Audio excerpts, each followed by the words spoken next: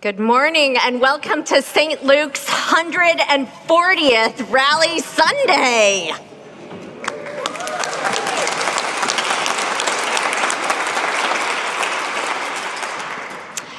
Now, I don't know about all of you, but I get really annoyed when a preacher or someone else issues a challenge from the pulpit or something like that, and then you never hear about what happens after that.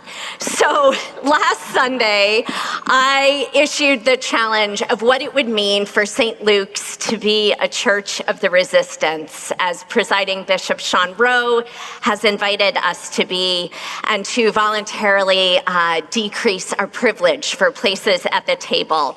And in the sermon talk back after that, there was passion around accompaniment around immigration detention with our sanctuary task force partners, around Bonhoeffer and language for framing things theologically and practically, around Gaza, and applications or tools for how we might network with that. And so the working group working on all of those things is going to be up here in the choir stalls at noon.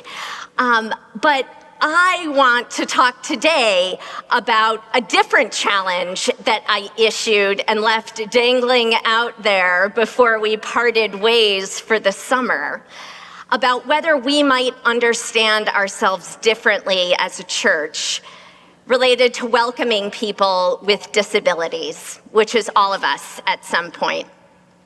And to bring you up to date on that, I need to dig in a little bit to Philemon. And admittedly, I was this many years old before I paid attention to Philemon. Onesimus, a slave, has run away from his master, and Philemon has absconded with funds or something and made his way to Paul, who is in prison. Now, Philemon was already a Christian, and Onesimus has since converted to Christianity. And in a very public letter addressed to multiple people in the community, Paul asks Philemon to radically change his identity, to take Onesimus back no longer as a slave, but more than a slave, as a beloved brother.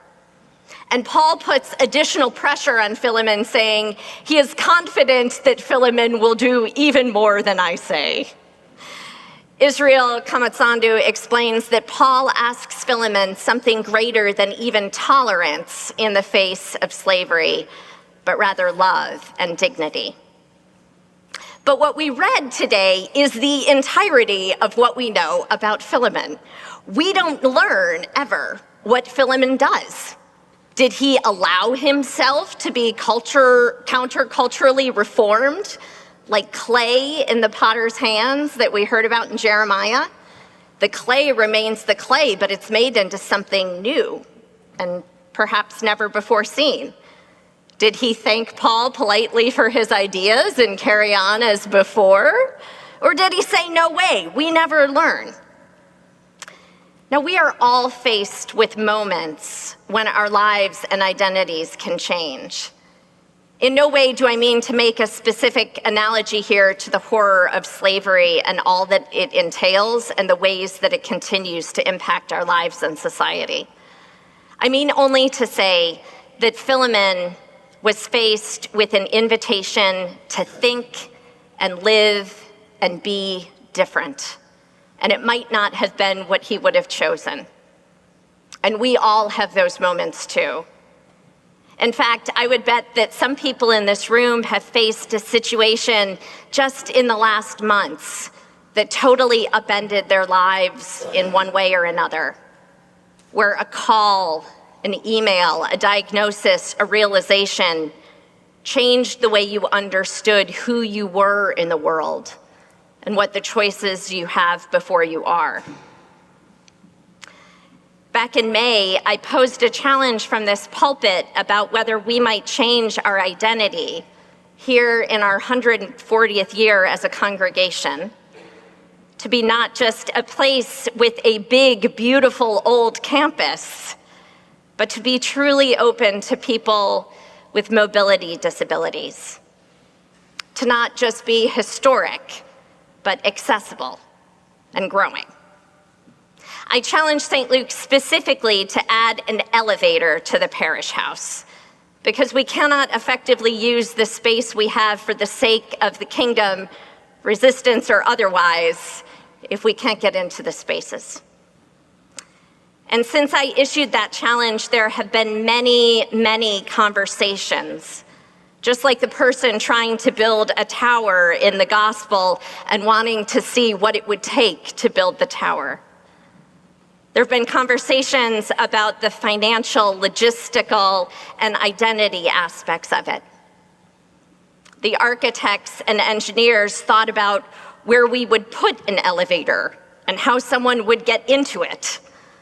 And they found that the best spot would be right outside these doors so that you could access it from right here or from a ramp running all the way from the sidewalk out on Hinman into here. And it would go through the courtyard and all the way up. And what if, some people said, what if we could pool some money and name the redesigned courtyard in honor of Mark McIntosh and Cotton Fight, beloved priests of this church of memory who lived with physical disabilities in our midst? And if we're having a redo of the courtyard for the ramp, maybe we could make a little green burial memorial garden out front for green burials and put in a bike rack. And could we also do a better job of keeping the heat in and the water out by replacing parts of our 100-plus-year-old slate roof and century-old plumbing? The results have been nothing short of tremendous.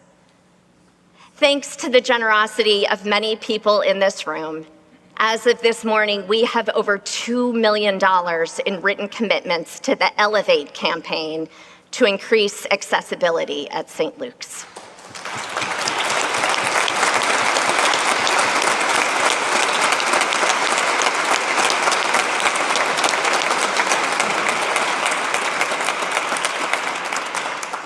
We have enough to get started on the honorary Mark McIntosh and Cotton Fight courtyard. And since we began scoping this project, costs have gone up just a little bit. The total cost to complete the accessibility project is going to be $2.5 million. So we need another $500,000 to complete with confidence everything we need for accessibility in this project. But we're 80% of the way there. And if we are blessed to exceed $2.5 million, we can reconfigure offices and classrooms to really meet our strategic planning needs for flexibility. Anyone running a program or meeting on a Sunday or Thursday knows that space is at a premium here. I hope that every one of you here will join me and Matt and the entire vestry in supporting this extraordinary project in the life of our church, separate and apart from our operating needs.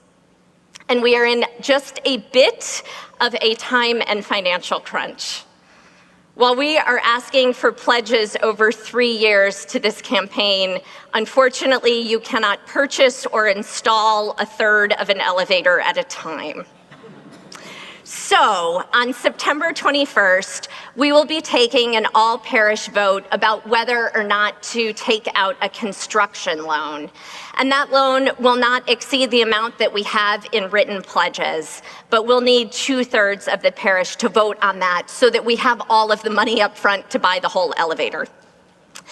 And lenders require written commitments to issue any loan like this.